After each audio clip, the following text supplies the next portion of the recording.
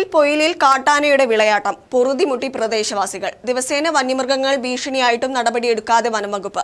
150 വാഴകളാണ് കാട്ടാന കഴിഞ്ഞ ദിവസം നശിപ്പിച്ചത്.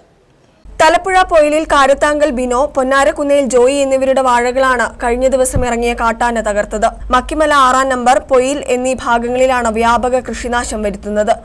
ജോയിയുടെ 50 മീറ്റർ പൈപ്പും 150 വാഴയും 50 ചോട് കപ്പ, 4 മാവിൻ തൈ, 5 തെങ്ങിൻ തൈ എന്നിവയാണ് കഴിഞ്ഞ ദിവസം കാട്ടാന ഇറങ്ങി നശിപ്പിച്ചത്.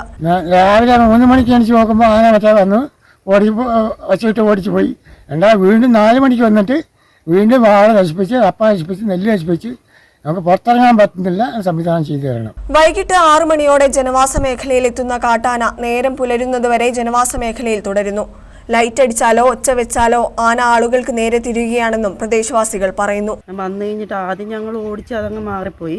അത് കഴിഞ്ഞ് പിന്നെ കുറച്ച് കഴിഞ്ഞപ്പോൾ വീണ്ടും തിരിച്ചു വന്നു കഴിഞ്ഞിട്ട് പിന്നെ ഈ ആനനെ ഓടിക്കാൻ നോക്കിയിട്ട് എന്ത് ചെയ്ത് ആന പോകിയല്ല. വന്യമൃഗശല്യം രൂക്ഷമായതോടെ പൊയിലിലെ കർഷകരും കൃഷി ഉപേക്ഷിച്ചു. മുൻ വർഷങ്ങളിലും നാശനഷ്ടങ്ങൾ ഉണ്ടാക്കിയതിൽ നഷ്ടപരിഹാരം ലഭിച്ചിട്ടില്ലെന്നും സുരക്ഷയില്ലാതെ കൃഷി ചെയ്തിട്ട് കാര്യമില്ലെന്നുമാണ് പ്രദേശവാസികൾ പറയുന്നത്.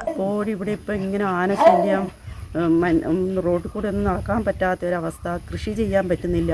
നമുക്കൊക്കെ പറമ്പുണ്ടെങ്കിലും വെറുതെ കിടക്കുവാണ് പറമ്പ്. കാരണം നമ്മൾ കൃഷി ചെയ്ത് കഴിയുമ്പോഴത്തേക്കും ഈ ആന വന്നിട്ട് ഇതെല്ലാം നശിപ്പിച്ച് കളയാണ്. പ്രദേശത്തുകാരെ ഭീതിയിലാഴ്ത്തുന്ന കാട്ടാനയെ തുരത്തി സുരക്ഷയൊരുക്കാൻ അധികൃതർ തയ്യാറാവണമെന്നാണ് പൊയിലുകാർ ആവശ്യപ്പെടുന്നത്. News bureau, Mananthavady.